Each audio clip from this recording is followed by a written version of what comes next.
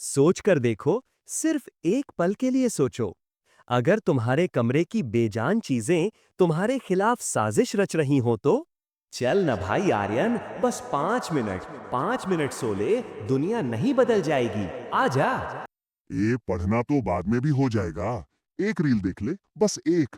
तुझे पता है ना कल रात किसने क्या पोस्ट किया? चेक कर, चेक कर। और तुम्हारा दिमाग, वो तो उसी की सुनेगा जिसकी आवाज सबसे तेज होगी। आर्यन इस कमरे में अकेला नहीं है। वो एक ऐसे युद्ध के मैदान में बैठा है जहां दुश्मन अदृश्य है, लेकिन उसका असर जानलेवा है। बहुत हो गया टाइम पास, आज तो फोड़ दूंगा। 5 घंटे लगातार, नो डिस्टर्बेंस। आर्यन ने अपनी पहचान बदल ली है। वो अब खुद को एक सीरियस स्टूडेंट मान चुका है। प्लान पक्का है, जोश हाई है, लेकिन उसका कमरा अभी भी पुराने आर्यन वाला है। और आज आर्यन एक बहुत कड़वा सच सीखने वाला है कि उसका असली दुश्मन उसका आलस नहीं है। दुश्मन ये माहौल, एनवायरनमेंट। अरे यार, पहले इसे हटाना पड़ेगा। किताब कहाँ है? शायद बैग में है या दराज में। वो ढूंढने लगता है। उसे किताब नहीं मिलती, लेकिन एक पुरानी कॉमिक मिल जाती है। वो उसे पलटने लगता है। देख भाई, इंसान इतना भी तगड़ा नहीं होता जितना खुद को समझता है।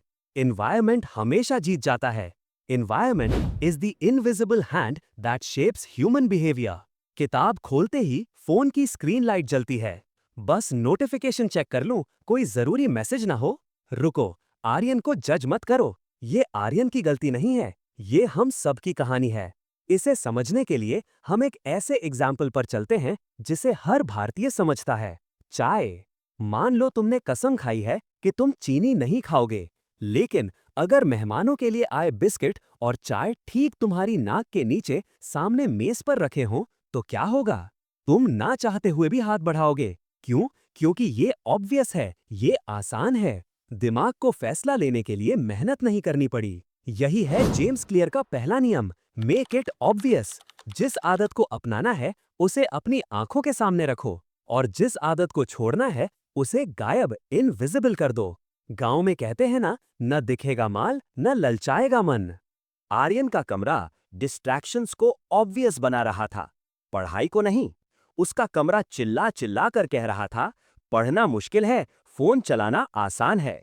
साइंस भी यही कहती है। हमारा दिमाग एनर्जी सेवर मोड पर चलता है। इसे कहते हैं the path of least resistance, सबसे कम रुकावट वाला रास्ता। जब आर्यन मेज पर बैठा, फोन तक पहुंचने में मेहनत जीरो, जीरो एफर्ट। किताब ढूंढकर पढ़ने में मेहनत 10, हाई एफर्ट। तुम्हारा दिमाग कोई संत नहीं है, वो एक आलसी मैनेजर है। वो वही चुनेगा जो सस्ता और आसान है, चाहे तुम्हारा सपना आईएएस बनना हो या सीईओ। अगर फोन सामने है तो दिमाग आईएएस को भाड़ में जाने देगा और इंस्टाग्राम खोल देगा। खुद से धीमी आवाज में, मैं मोटिवेशन का इंतजार कर रहा था, जबकि मुझे सिर्फ सफाई करनी थी। आर्यन अब अपने कमरे को सोने की जगह नहीं, एक बैटलफील्ड की तरह देख रहा है। और अब शुरू होगा ऑपरेशन रूम हैक। दिखेगा नहीं तो याद नहीं आएगी। Rule number 1, make the bad habit invisible. सबसे तगड़ा हैक, उसने किताब बंद करके नहीं रखी, खोल कर रखी, ताकि अगली बार बैठते ही उसे सोचना ना पड़े कि क्या पढ़ूं। पढ़ाई उसे घूर रही है, वो उसे इग्नोर नहीं कर सकता। याद है जिम वाला एग्जाम्पल?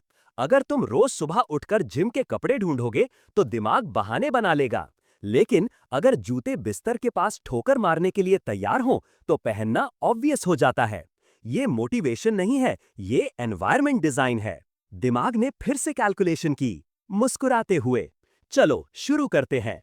उस दिन आर्यन को किसी मोटिवेशनल वीडियो की जरूरत नहीं पड़ी। उसने अपनी विल पावर खर्च नहीं की, उसने बस अपने माहौल को खर्च किया।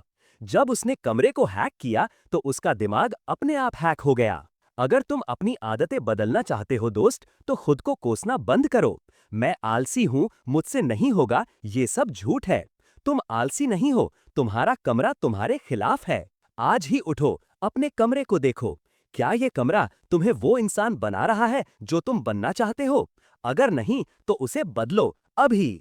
लेकिन रुको, आर्यन की असली जंग तो अभी शुरू हुई है। कमरा तो सेट हो गया, लेकिन जब पढ़ने बैठेगा तो 10 मिनट बाद बोरियत आएगी। तब क्या होगा? आर्यन अगली बार सीखने वाला है द 2 मिनट रूल और 1% इंप्रूवमेंट का जादू। Don't miss the next chapter, क्योंकि बड़ी जीत छोटी आदतों से ही मिलती है।